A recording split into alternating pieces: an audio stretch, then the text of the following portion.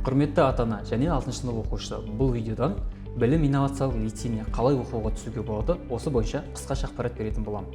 Білім инновациялық лицейіне оқуға түсу үшін міндетті түрде сіз 6 сынып оқушысы болу керексіз. Мектепке оқуға түсу үшін 2 кезеңнен тұратын конкурсқа қатысасыз. Бұл конкурсқа қатыспас бұрын міндетті түрде сіз тіркелу қажетсіз.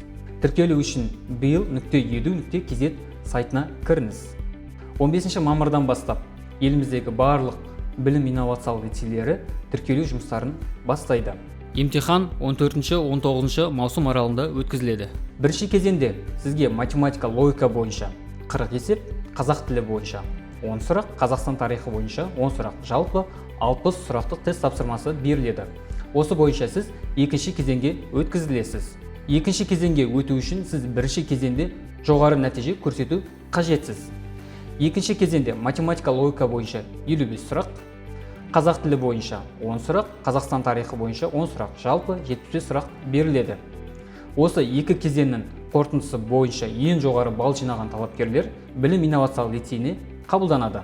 2019 жылғы статистика бойынша елімізде 26460 талапкер конкурсқа қатысып, соның ішінде 1674 оқушы білім инновациялық лицейіне 7 сыныбына қабылданды. Егер білім инновациялық лицейіне оқуға түскің келсе, саған Дарын онлайн платформасы көмектеседі. Дарын онлайн платформасында сен кәсіби шебер ұстаздардан өз білімді шыңдай аласың. Дайындығыңды бүгіннен бастап, сен дарынсың.